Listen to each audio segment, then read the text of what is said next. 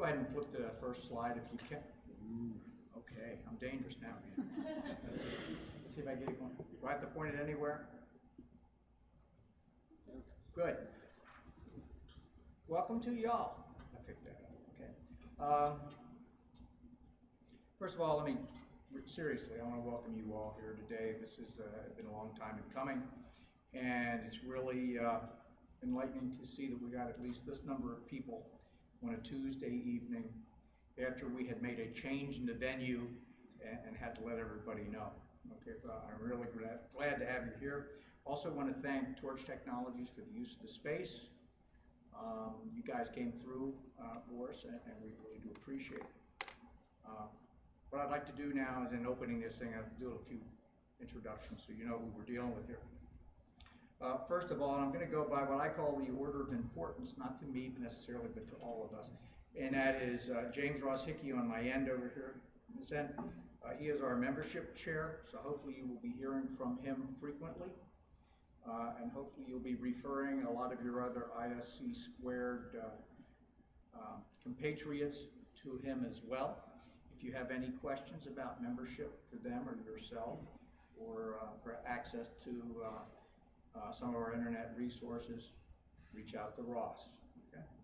Noel Henry, sitting at the table here, is our treasurer. He's the finance man, so equally important.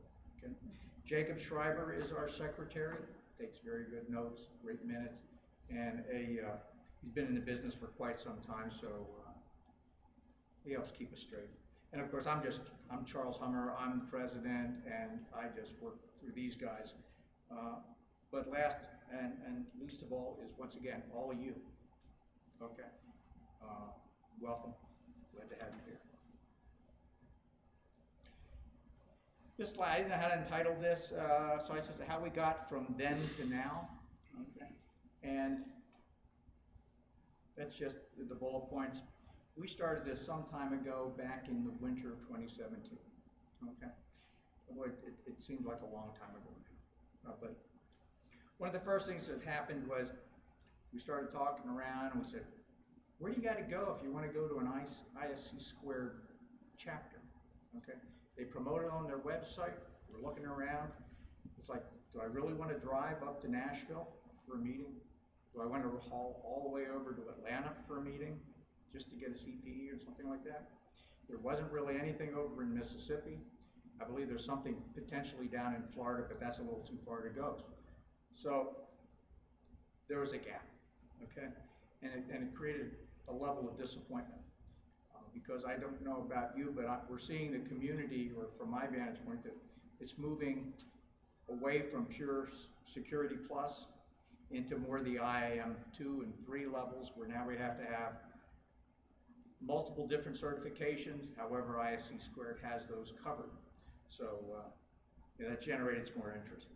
So we started talking among ourselves and among our contract teammates wherever we work, and we socialized that need.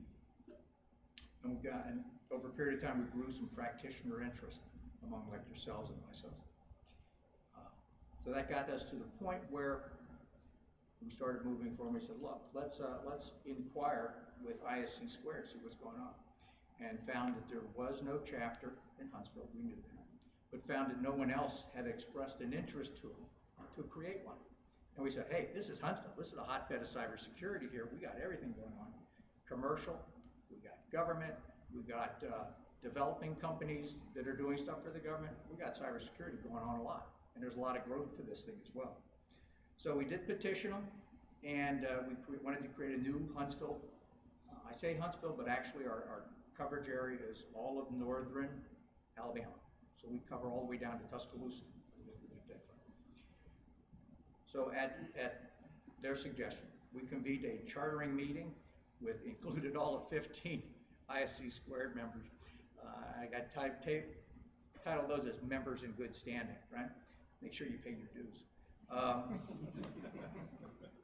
We got them together, we talked about it, we addressed it, we said, yes, let's go forward with this. We kind of established a charter. We elected some board members for the chartering chapter, as they called it, and we moved forward. Go there. Okay. Spring and summer 2018, during that time frame, we worked with ISC², the folks down in Florida who run the international organization. And we were able to produce the chapter success plan, its bylaws, the affiliation agreement, which ties us with ISC², the main organization, and gets benefits from them, and also establishes a profile so they would understand who we are here in Huntsville. We established the chapter as a legal entity within Alabama, thanks to Ross. Ask him sometime about how hard it is in Alabama to get a superscript 2 put into the name of your organization in a legal document, okay? It holds things up. And then on the 2nd of August, we received a notification that the chapter had received formal notification, formal recognition from ISC². And at that point, we were no longer a chartering chapter. We were now an official chapter, not equivalent in size or resources, but equivalent in responsibilities and the relationship with ISC² as would be Atlanta or the Nashville chapter. In the fall of 2018, we continued legalization of the chapter in Alabama. It is ISC² Huntsville Chapter. We use the logo, and thanks to Noel and Ross, they've continued establishing the financial operation of the chapter. I know he is working to get us the nonprofit status that we need, as well as the financial relationships with the banks. And the rest of it was preparation for this first general membership meeting of the chapter. So, today, welcome to you. This is your ISC² Huntsville chapter. It's not mine, it's not his, it's ours. Okay? So, from this point on, sky's the limit. It can only be as great as how much time we want to put into making it that way. And so that's a challenge to all of us. What I want to do is move on now to Jacob. Yeah. All right, good evening, guys. I'll make this really quickly. So basically what we have set up as of today is a board of 4. We're your board of directors. The idea going forward is to break down a lot of the actions that we'll need into action committees. We don't know exactly what it will look like, but rather than having a board that will oversee some permanent reoccurring duties, if we have action committees that help us with either events, stuff like that, that might be less permanent, we'll have volunteers that can help us with that, make it happen, and then it can potentially disband. So you might not have to be stuck with something that you don't want to do forever. That's kind of the idea that we're tossing around right now anyway. Membership, I'll turn it over to Ross. Yeah, thanks. So welcome everyone, so glad to have you here. I know that we've had a lot of email chains go out and changes of email addresses. Really appreciate everyone coming through that and meeting here tonight. Really excited to get this kicked off and see where it can take it, and couldn't emphasize enough, but Chuck said that this is all of our chapter and it's all about how much we can bring to it and make it better. So one thing is centralizing all of that into one domain. So we have our new website that Noel stood up, and really appreciate that. This is where I would like to really see our membership grow and be official, so we can count that and give you what you're looking for also as CPs, right? So we're definitely wanting to get that. So if we can have everyone go to the website that's here, and I'll send out another email after this meeting with this slide deck to make sure that everyone can register correctly on the ISC² website. We can go ahead and get everyone registered to get the CPEs. And also there you can check the events and announcements on the front page, along with job postings and newsletters for upcoming events that we'll be doing. I'm going to try to make it so that we're getting at least an update on a monthly basis for upcoming events and just cybersecurity related topics. Because I'm not just ISC² focused, but really want to bring in cybersecurity in general in the community and look at that. So also a thing is that we can all let it grow in the form of action committees or just independent efforts. We have volunteer opportunities to really make ISC² Huntsville thrive. Some of those are going to be through education. That's when we have a meeting and say if you have a topic of interest that you want to bring up, you could potentially come in and be the speaker for the night, or just do anything of that nature. And those also have CPEs attached at additional value, and we'll put a link on the website to ISC² to get those official CPE values registered there. Community outreach, like I said, we're really looking at integrating, collaborating with the community to get cybersecurity interest in growing in ISC² and the other cybersecurity chapters. And a lot of that you can access through the website. That's going to be our portal of access. As you can see, like a journal entry would be similar to something that we could have peer review and posted and published that have different values applied to them. But we really want to use this chapter as a gateway to not only support ISC² membership and continue education, but centralize everyone in the community for that effort. But I just want to say thank you so much for showing up tonight. I really look forward to this growing and being a great organization. And I thank you again. So, we'll go to that. Oops, sorry. And financial, all the good stuff. You mind if I go back over one of those? Yeah, absolutely. You do? No, I do mind. Yeah, that's fine. So, just real quickly, one of the things that we absolutely need is volunteers.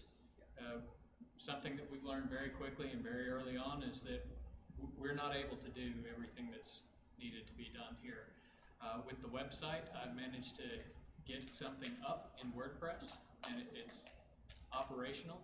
But if anybody has any experience in WordPress, anyone, please let me know. We do have forums that will be going up later this afternoon, hopefully.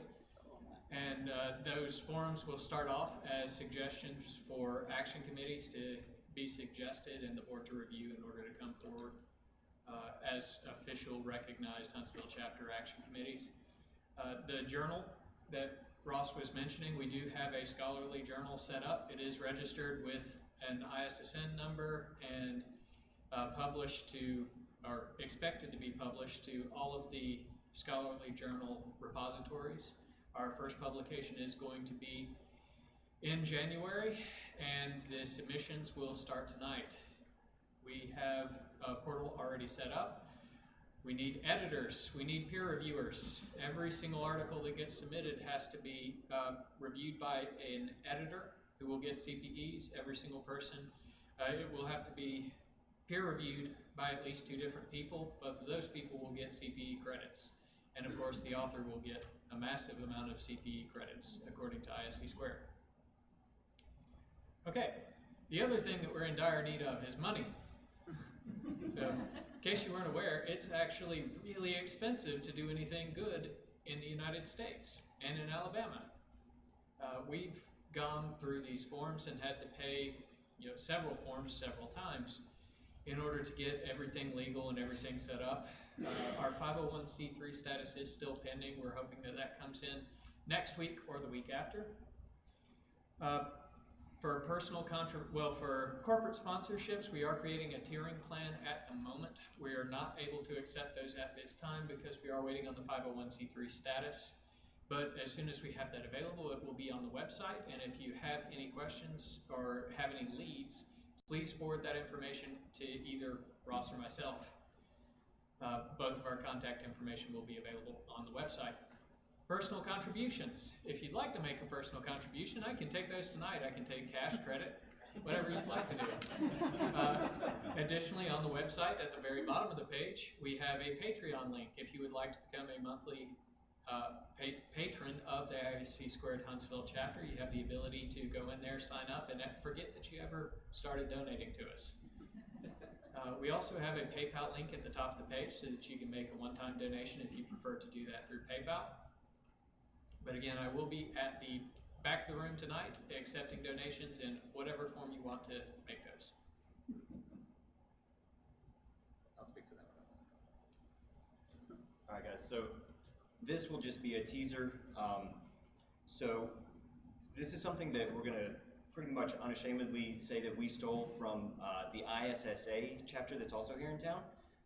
And that is that at the end of the meeting, I want to give you guys an opportunity, especially those of you who are hiring managers or program managers or whatever the case may be, an opportunity to just simply stand up and say, I'm hiring for this kind of cybersecurity job or that kind of IT job, whatever the case may be. I know that we have a couple people here right off the bat who have available jobs. I'm not going to do that right now. After our guest speaker speaks, that will be the last thing that we do before we adjourn. But I've seen that be a really great way not only to network, but really actually see people gain jobs and contracts pick up great talent. So we want to be sure to give you guys an opportunity to do that before we leave. So that's my plug for that. And with that, do you want to give the introduction, please?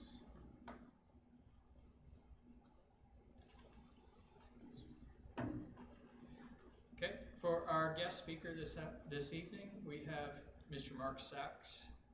He is currently the CSO for Pattern Computer. I apologize, I'll get all of this out eventually.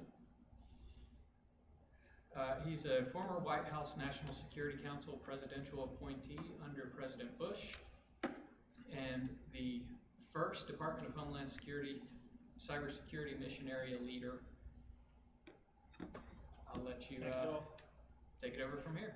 I'll take it from here. Okay. Good afternoon, good evening, good morning, wherever you are out in internet land. So yeah, I'm Marc Sachs, and Noel didn't tell you, but he's my son-in-law, one of two son-in-laws. That's my daughter sitting here, and they are coveting the Enigma because she thinks she's going to inherit it someday. I'll sell it on eBay first before. Now, I was asked by Noel several months ago when all this was coming together if I wouldn't mind giving a talk. I said, sure, I've been doing security for quite a while.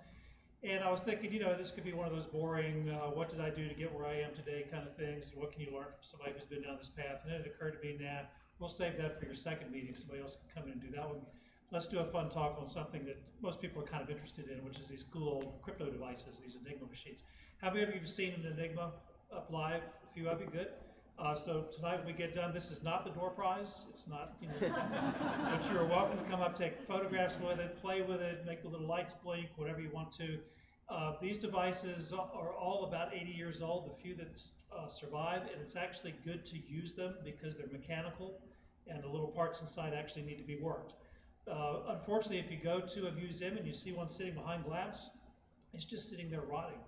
It really does need to be used. So if you're ever in a museum, you see one behind glass, remind them that it needs to be used, and would you kindly open it up, and I'll be happy to you know, use it a little bit and let it do its thing. So I'm hoping that you'll be able to see, I don't know if those screens are bright enough, we'll just see how this works. But I'm just going to kind of walk you through a little bit of the history of rotor machines, but really more with a focus on Enigmas. And at the end, I'm going to talk a little bit about other rotor machines beyond just the Enigma. I've been collecting these things for a lot of years, and this one is the only really good Enigma that I have, but I have another Enigma that was dug up a couple of years ago in France. It doesn't transport very well, as you can imagine. It was buried for 75 some odd years. It's kind of rusty and corroded, but it makes a really cool display thing. I've got other Soviet equipment, American equipment, other German stuff, British stuff. Again, the kids are like, so Dad, what are we going to do with all this junk once you die? I said, your problem, not mine. I'm sure that some museum somewhere will want to inherit all this. So let's see, are we lined up on the slide deck there for the clicker? Sorry, put the mouse on there we go.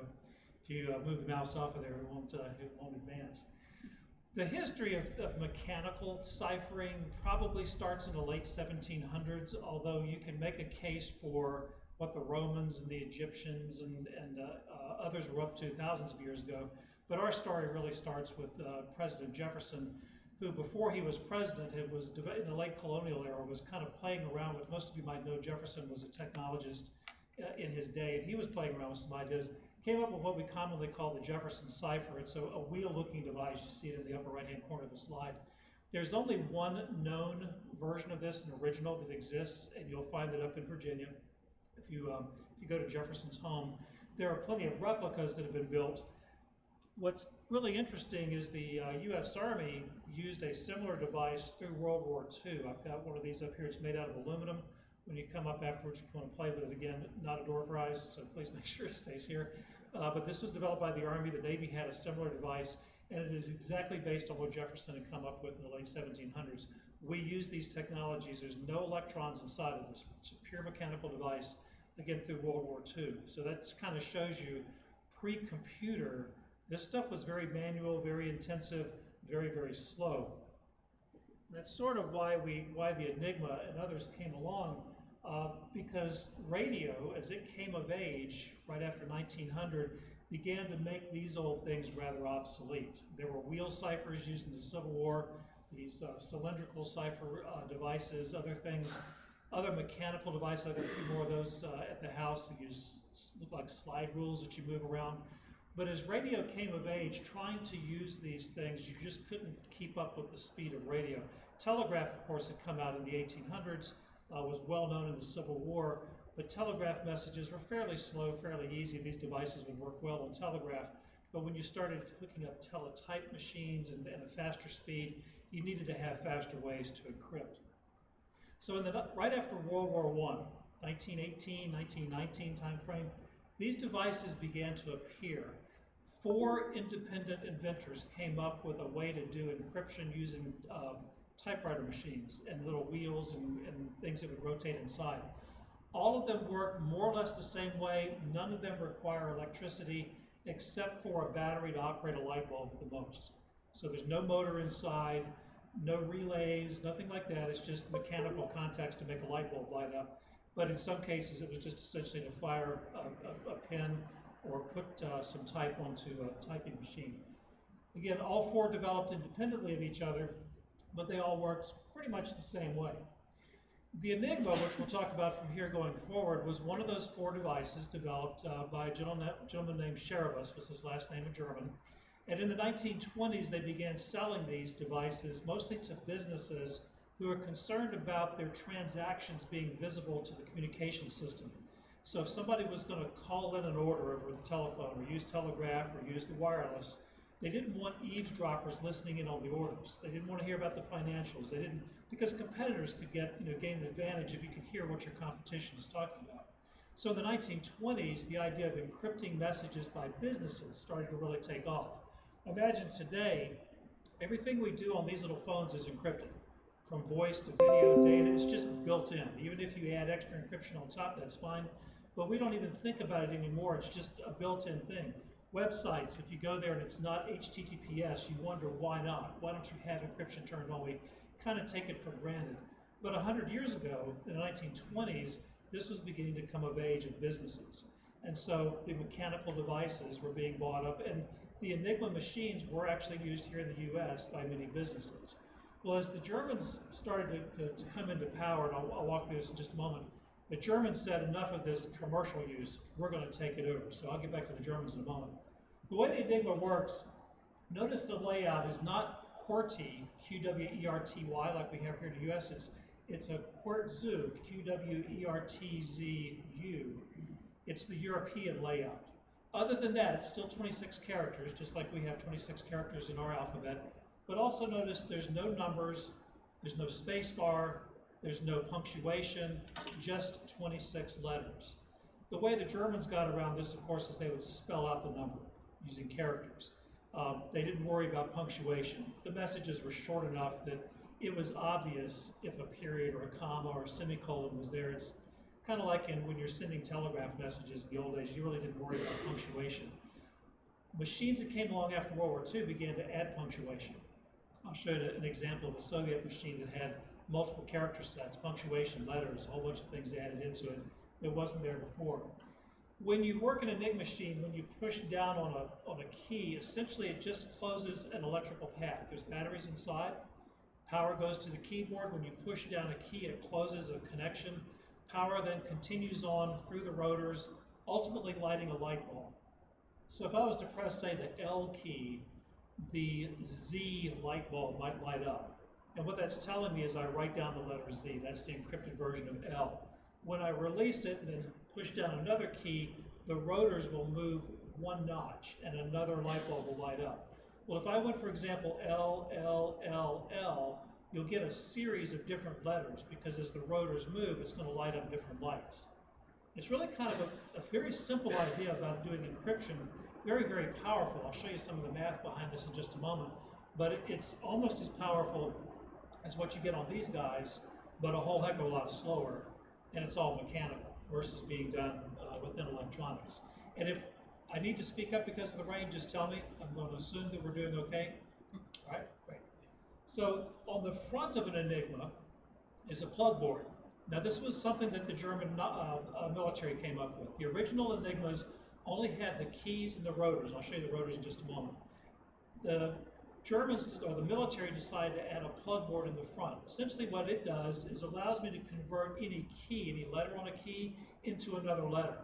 So I can tell the A key to behave like the Z key, or B now behaves like M. It's a transposition. For those of you who have studied ciphers before, we're just transposing one letter to become something else. Now I could do, on the plug board on the front, because there's 26 letters, there can be up to 13 of these, actually substitution, not transposition, but substitution, up to 13. The Germans only used 10.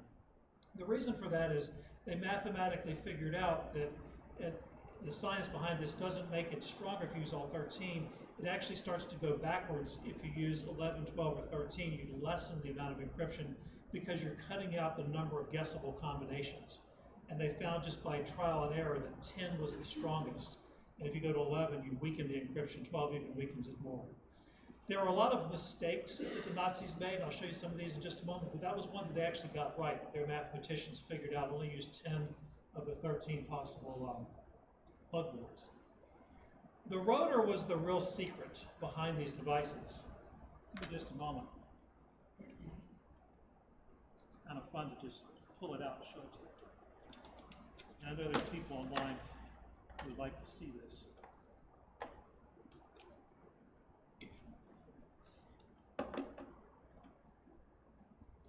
And you saw how easy it was for me to take these rotors out. So this is an Enigma rotor.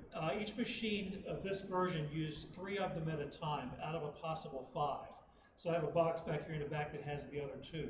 So the Enigma operator was told which of the 5 rotors to use, 3 out of 5, what order the rotors are put in.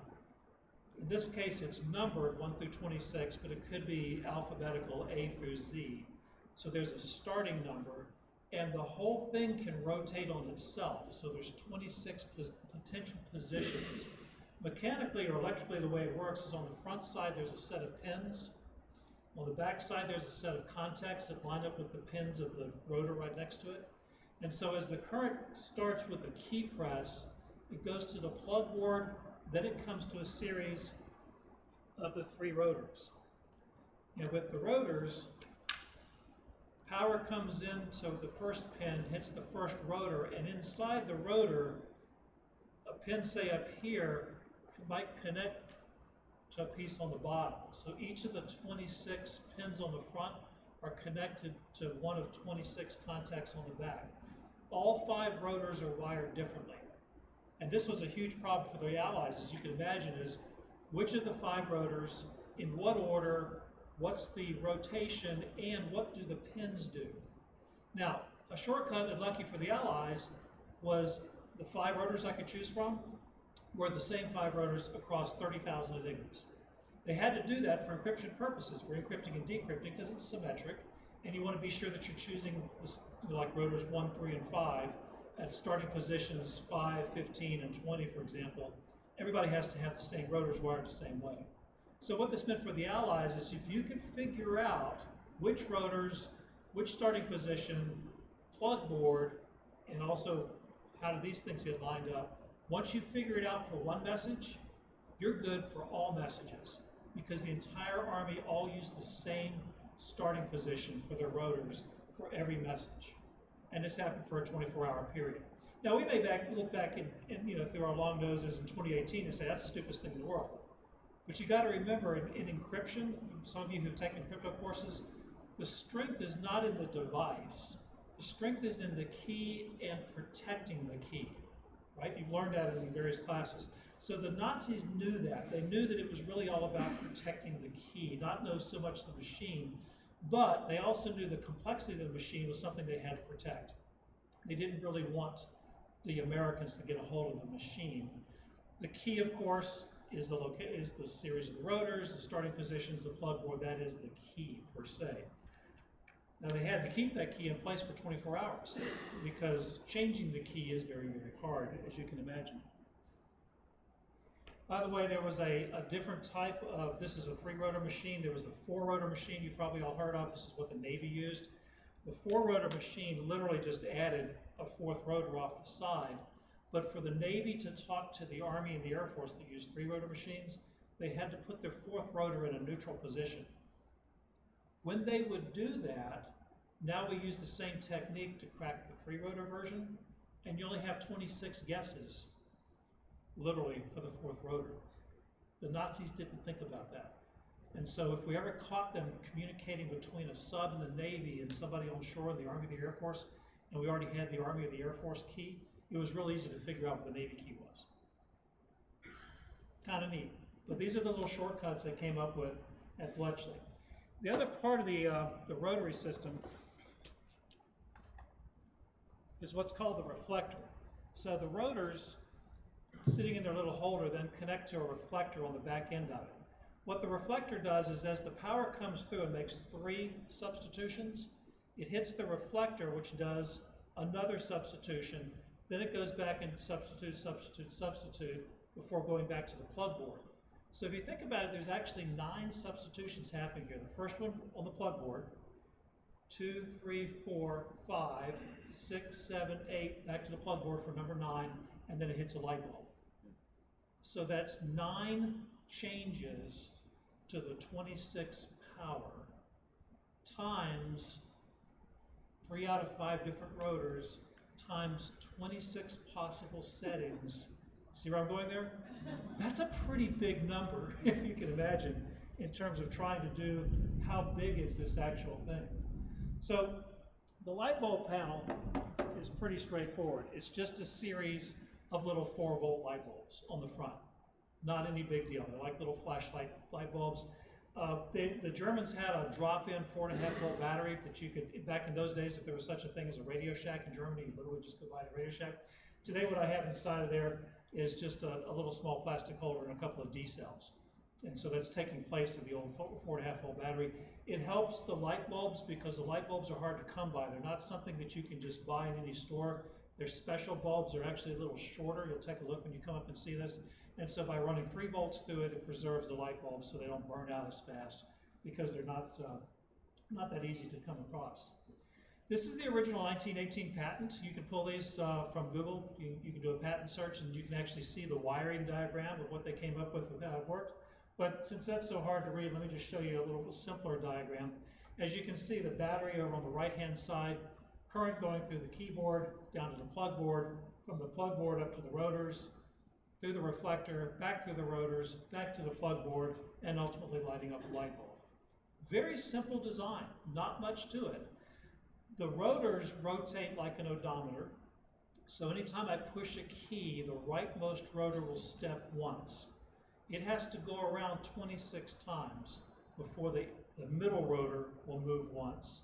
And it has to go around 26 times before the leftmost rotor rotates once. Can you see the problem there? Very short messages, in other words, those that are shorter than 26 squared letters, will never activate that 3rd rotor. So if I figure out the starting position of that 3rd rotor, it's fair, for short messages, I can get the starting positions of the other 2 rotors pretty quickly. Another shortcoming. So they tried to figure out how to get messages long enough to at least move the leftmost rotor at least once or twice, because very, very short messages give things away. We have the same problem today in regular crypto that we use, that the military uses. We don't like short messages. The short messages can give away the key, particularly if the key is being reused time after time. Luckily, with these little devices, every time you do a communication, you're generating new keys, because we use public-private key pairs, non-symmetric keying, so it's a little different. But these guys are symmetrically keyed. We're talking about the math behind this. So Altogether, if you add everything up, it comes out to 3 times 10 to the 114th. I had to look real close on the slide to see what it says there. That's a lot. That's more atoms than there are in the universe. The Germans, the Nazis, knew that the number wasn't quite that big. It was a little bit less. And in the end, if you actually play around with all the shortcuts they had to take, it gets down to about 10 to the 23rd. That's not bad. That's about like a 77-bit key, which is actually better than DES was, which was the standard we used in the United States up until about 10, 15 years ago, before AES came out. So if you think about the longevity, this method of crypto, this type of strength, was in use publicly up until the early 2000s. Not bad for a mechanical device put together at the end of World War I to have that type of encryption last that long. Some shortcomings. The key length, of course, was long, and the Germans thought it was too long for anybody to crack. They had hubris with a capital H. They absolutely believed in their machine. No way anybody's going to crack it. We can send all the messages in the world. Here you see a photograph of General Guderian. He's the guy standing up in the middle there. If you look down close in the bottom left-hand corner of that photograph, you can see a couple of German soldiers manipulating an Enigma. If we look at a lot of these propaganda slides, the Nazis didn't mind if the Allies knew that they had these types of machines. I mean, that really wasn't a big military secret. What they didn't want is somebody to capture one of these. They didn't want anybody reverse engineering it. If we look closely at the Enigma on the bottom left, I'm going to zoom in. If you look at the picture on the left here, that's a zoom of that shot. Notice how the plug board is covered over with a piece of white paper. You see that? That's a zoom in of that same photograph I showed you a moment ago. And if you look over on the right, that's another press photograph that came out of the Nazis. Notice how the plug board has a piece of white cardboard over it. That's because they thought that the plug board was something only they knew about. They did not want anybody to know about the plug board. So if you find an Enigma photograph in a German magazine or propaganda from the 1940s, you'll always see the plugs covered up. We knew about the plug board. We kind of laughed at their PR, that they're thinking that they're holding a secret back because we knew what was going on. But bless their heart, as we say here in Alabama, they're trying very, very hard to keep a secret. When they use the Enigma machines, the operators, you have to remember, no different than ours. Those are kids, they're teenagers, they're early 20-somethings. So they're doing the best they can. They're being shot at, they're missing home, they're missing their girlfriends. They wish the war was over, they wish they could go home. Oftentimes they started taking shortcuts. So rather than just starting a message with the key, the rotor set the right way, they came up with this idea of coming up with not only the key that everybody else used, but a message key. Not unlike what we do today in regular cryptography, but the message key was generated by the operator.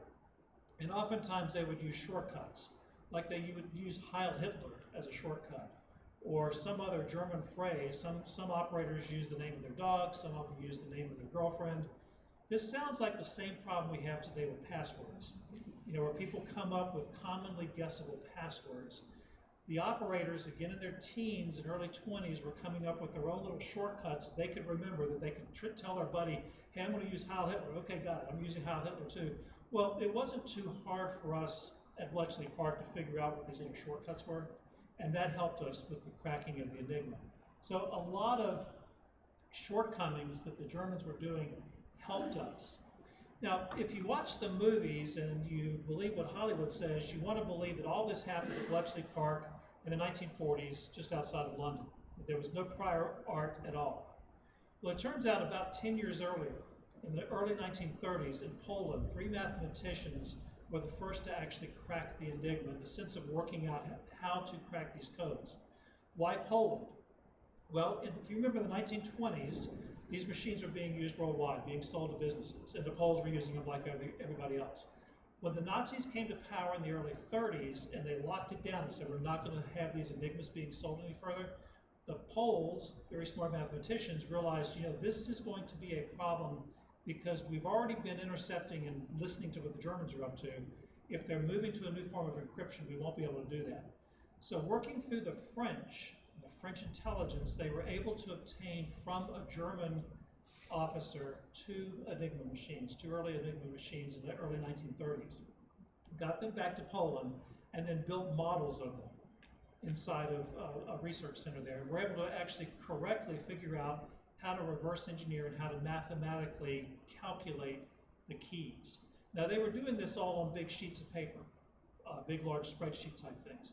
When Germany invaded Poland in 1939, these mathematicians were able to gather up everything that they had, were able to sneak out, get over to France. The French got them up to London, where they met inside of London, the group there who had been also trying to crack the enigmas but were getting nowhere.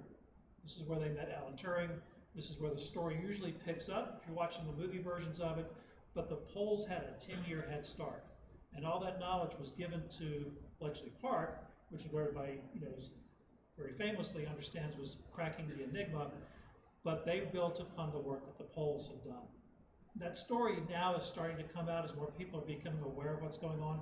And if you're ever in Warsaw, there's a very nice museum that's been put together, big monuments, and the story is being told more correctly now than it used to be in the past. So at Bletchley, one of their big breakthroughs was to come up with an automated method. Rather than using it by hand, calculating by hands in big spreadsheets, could I build a machine that can crack the Enigma codes almost at line speed? So many of you have probably heard of the bomb, or Bomba, that was developed there. So the bomb, this is a picture of one of them, is essentially a whole bunch of enigmas strung together. You see how there's a column of rotors, columns of 4 rotors? So if they're cracking a naval enigma, they'd hook up several of these, and those 4 rotors, essentially each column represents a virtual enigma. And they'd start this thing off with a set of settings, they'd get the motors running, and it's literally going through thousands of calculations per second as each of these rotors are spinning, trying to brute force and crack the key. Very ingenious operation. Now they had a lot of shortcuts. I talked about a few of them earlier. Another shortcut that the problem the Germans were doing was they would broadcast the daily weather reports encrypted with an enigma, encrypted with the daily key.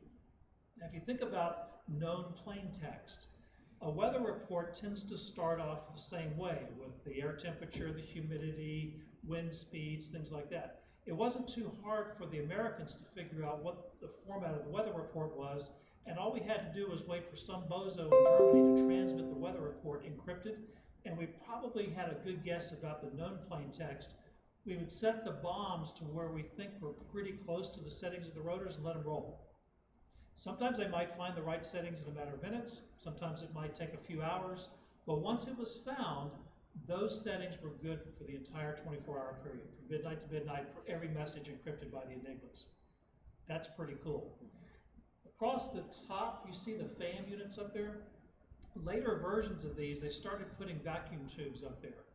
And what the vacuum tubes were doing was, as this thing is spinning real fast, when it would make a hit, the inertial motion of those wheels that caused them to keep moving, the vacuum tubes were acting as memory, almost like random access memory, so that they could back the machine up to what was held inside the vacuum tubes in the 1940s.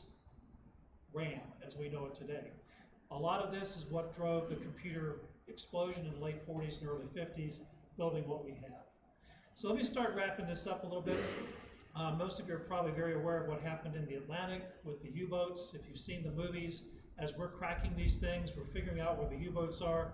The challenge that we faced, of course, was you can't just go torpedo the U-boats, or the Germans will figure out real quick that we're onto this, we're cracking their messages.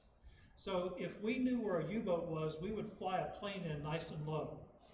Just kind of accidentally fly over the U-boat, turn around and take another look, and maybe turn around and come back for a third look, and then within minutes the U-boat gets torpedoed. And what we're trying to teach the Germans was it was our spotter planes that are finding the U-boats, not cracking the Enigma. Or we might throw a bunch of sonar out and ping them to death and find the U-boat. During the trials, the Nuremberg trials at the end of World War II, we had a bunch of admirals up on the stand, and we asked them, why did you lose the Battle of the Atlantic? And they said it was because of American aircraft superiority, because of sonar, because of radar, because of technologies that we just could not defeat. Not a single admiral said you were reading our messages. This was our first true indication that the Nazis had no idea that we were reading their messages. What do you do with that powerful information? What we did, the Allies, we didn't tell the Soviets, and we kept a secret. And we kept the secret until 1974. 1974, 30 years after the war. What do you think we did for 30 years? We kept reading Enigma messages, and we encouraged the new Germany, which eventually split into West Germany and East Germany. We encouraged other nations around Europe, and even the Israelis, the Brazilians, the Argentinians, and many others, continue using the Enigma. It is tough. We don't know how to crack it. What are we doing? Cracking every single message. That, by the way, is not a top secret. That was all revealed in the 70s, but it's an amazing story that continued on after World War II. U-110 was the boat we got the first Enigma off of. There's been some other movies and stories about this one. It really turned the Battle of the Atlantic. And again, I know we're kind of running short on time, so I'm not going to talk much more about what happened there.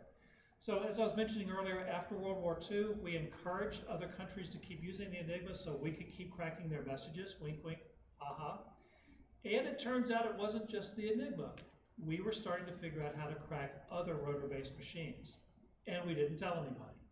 A lot of this information was only revealed in the last 4 or 5 years, as NSA has been declassifying a lot of their documents from the 1940s and 50s, early Cold War documents. We're finding that there was an effort by NSA back in the 50s to work with these companies building these mechanical devices to weaken the mathematics of those devices sold to foreign countries. Make the math strong for those that the US was using, so that we could easily crack them. One of the devices I brought with me, this is a CD57. It was used in the Cold War by agents on the field, and it's a rotor-based. You see the rotors inside of here, and the key is the set of the rotors. But the way to make it work is you put your letter into the front of it, and get it to work, right? Each time I press this, it's going to rotate an inner wheel based on those settings on the inside and causes a new letter to show up, a new alignment. But the math behind this was weakened so that it could be cracked. Pretty cool, huh? Now, we complain about folks wanting to crack into iPhones. We've been cracking devices since there's been devices in cracking. So all I can say is this is not new. This idea of how can I gain access to somebody else's device. Back to the Enigmas. Many times I get asked, how many of them are there? Well, there was we estimate over 30,000 were built by the Nazis. We think there's about 350 roughly that still exist. Overwhelmingly, they were destroyed by the Germans. As they were retreating, they're literally burying them, driving tanks over them, doing anything they can to get rid of them because they didn't want the Allies to pick up on it. We also played into that. We sent teams out to look for the Enigmas and pretended like we hadn't found any of them. This particular one that I have here survived the war, made it to West Germany, and was used by the West Germans up until the 1970s or so, and it just sat on a shelf as a spare parts machine after that. It was found in the 1990s and then restored. If you can find these things for sale at auction, I've got 2 prices up there. A 3-rotor machine sold about 3 years ago at auction for $269,000. Yeah, real affordable, right? The 4-rotor machine last year in 2017, one went for $547,000. There are 2 more coming up at auction later this month. So if you feel like this is something that you need to have in your house, well, your opportunity is right around the corner if you're willing to pay anywhere from $250,000 to $500,000 for one. Now, somebody got very, very lucky a couple of years ago, and this is how you get an Enigma if you really want one. They were poking through in Romania, in Budapest, an old flea market, and they found an old German typewriter for sale for 100 euros. The guy who found the old German typewriter for sale for 100 euros gave him cash and walked out the door with a big smile on his face. What he had found was an Enigma device. He turned right around and sold it on Christie's for about 50,000 euro, which is actually pretty cheap. It was then purchased by Rao Antiques in New Orleans, where it sits today, and it's for sale for about $250,000. But if you go to Rao Antiques next time you're in the French Quarter of New Orleans, they will let you take it out and play with it. I've done that. Just go over there and ask them. Say, I'd love to look at your Enigma. Oh, yes, sir. They'll take it right out and let you play. So next time you're in New Orleans, go play with the 100 euro Enigma. Next time you're in Europe, look for flea markets. They are out there, and these do get found. 1 or 2 a year will be found in barns, flea markets, other places where they've just been sitting since the end of World War II, and nobody knows what it is. Although, to be fair, the popularity now, folks are kind of catching on that they're not just old German typewriters. This is what my Enigma looked like when it was found. It was missing the plug board on the front, so they had to put the plug board back on. Otherwise, all the rotors, everything was intact. It just needed to be cleaned up, oiled, put back together. Again, it had been an Enigma in use, just put on the shelf, and a couple spare parts taken off of it. This is another device. I found this, I've got 2 of these, and I found one of them at a military surplus dealer in Maryland who didn't know what he had. It's the Swiss version of the Enigma. It's called Enigma. They were built right after World War II. Mechanically works exactly the same way. The other one that I have, somebody purchased from the Swiss in the late 1990s when they got rid of all of them and they decided not to use them anymore. And he heard that I was collecting these things, said, hey, if you just pay for the shipping, you can have it. Cool, I can do that. You find these now probably around the $15,000 to $20,000 range if you find somebody willing to part with one. This is a really cool machine, the Soviet Fialka. It's a 10-rotor machine developed by the Soviets because they were pretty much knew that the Americans were cracking these Enigma things, so they had to come up with something else. They were developed in the 1950s, used through the 1980s, okay, through the 1980s, and when the Soviet Union fell in 1990, the Warsaw Pact countries were all told to ship these things back to Moscow. Even though they weren't being used, ship them back. This particular one you're looking at here came from Poland. Poland didn't get the word. When the Warsaw Pact imploded, they just started surplusing all their military stuff. And so quite a few of the Polish ones got out before the Russians said, no, yet, send these things back. The Hungarian ones are virtually impossible to find. These German ones impossible to find. Russian ones impossible to find. Czechoslovakia, though, a bunch of them all went back to a depot to be shipped back to Russia.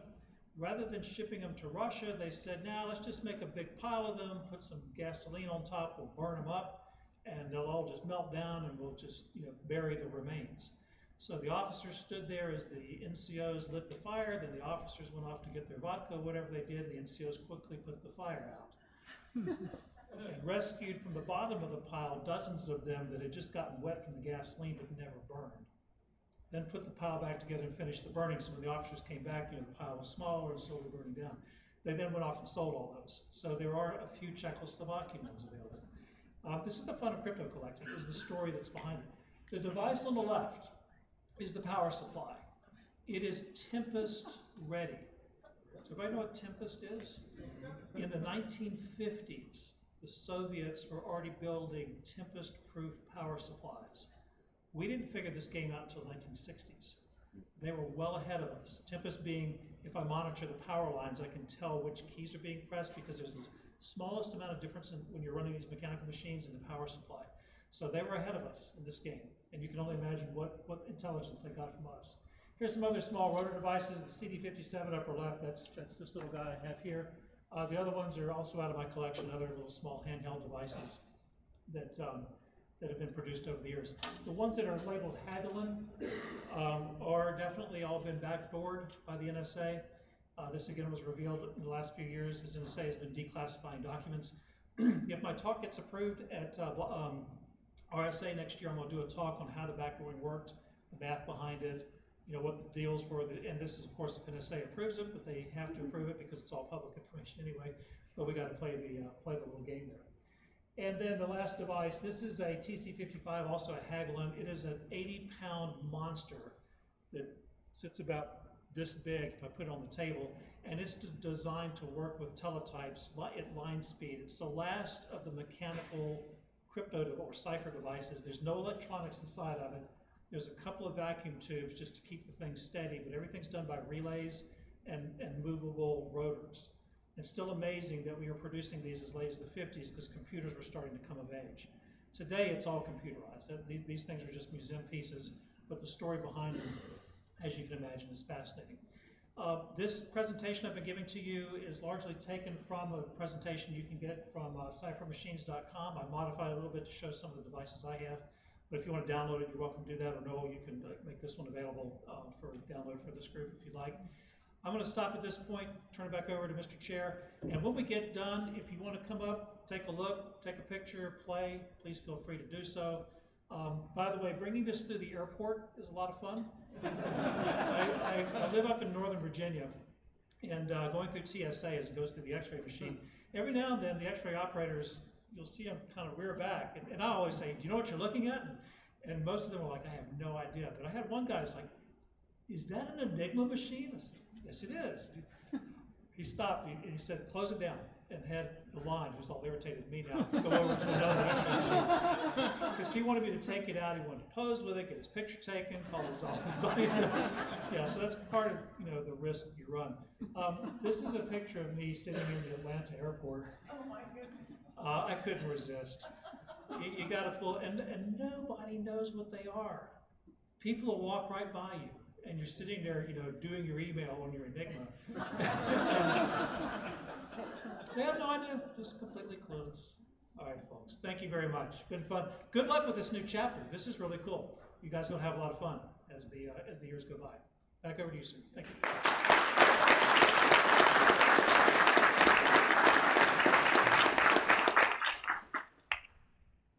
Great presentation. I like that. That's pretty cool.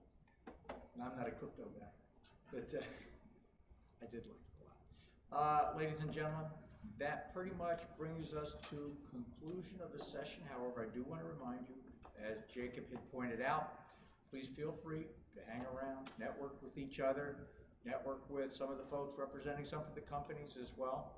I don't know if it's worthwhile, but anybody representing a company who is interested in talking to people? Stop you one quick second. I do want to say, Okay. before we move on to that section, I do want to take a moment to thank Torch for allowing us to meet here this afternoon. They came through for us very quickly after we ran over our anticipated meeting space at Rocket City Tavern, and really made a great effort to get us in here this afternoon. For those of you who don't know, Roxanne, who was at the desk when you signed in, we're heading into her 13th hour today. So she's really been working over. Yes. So she really has moved heaven and earth to make sure that we were able to get in here this afternoon, and she has to be here anytime the meeting rooms are used. So she has been here since 6 a.m. this morning. I want to make sure and take an opportunity to thank her. If you get the chance, thank her on your way out. Sorry. Cool. He made note of the fact that Rocket City Tavern, it was surprising. We were looking for a much smaller turnout originally because we weren't sure. We had never done this before. And as you can gather, we're not professional association managers, okay? But the fact that your turnout, not just here today, but also in the showing of interest, in the responses and the RSVPs and things like that, we've been using that word overwhelming, right? And we're really happy to see it, and we're hoping that actually that it'll even grow even more as we go. So once again, thank you all for being here. Do you have something you want to talk about? So, guys, just real quick, the way that I kind of thought this might go, and I won't use the podium just so that if you want to share, you can too. I'll just say right off the bat that Booz Allen Hamilton does have some openings for cybersecurity folks, specifically folks who may have done RMF and authorizations and accreditations, looking for IAM level 2, level 3, some years of experience in that field, preferably a college degree. So if you're interested in any of that, get with me afterwards. Did you want to give a pitch? Yeah, sure. We Decisive Analytics, we have a couple of spots open for control assessment and risk assessment as well, and I'd be happy to talk to anyone about that after the meeting's over. So, yeah, absolutely. If one thing, make sure everyone puts your name and your ISC² number in the back so we can accurately get that. Obviously, I would like you to log on the website, and so we can really get that into the member database, but at least I can track it so I can get your CPEs to you. If you log in the back. If you don't have your ISC² number on you, just put your email and I'll make sure I'll reach out right after this to say, get that, and I'll get your CPs to you as soon as possible. Thank you. Yeah, very much. and don't feel bad, I know I'm not knowing your ISC² number. Yeah. Some of us didn't recall it, and we don't carry it on us. Probably a good way of handling it is put it somewhere in your cell phone, telephone number. But yeah, please go ahead and network if you want. We should make official membership cards with our ISC² number on it, and then just hand that as well. Oh wait, there we Where's go. Noel? Yeah. Okay, thank you very much. Love having you out here.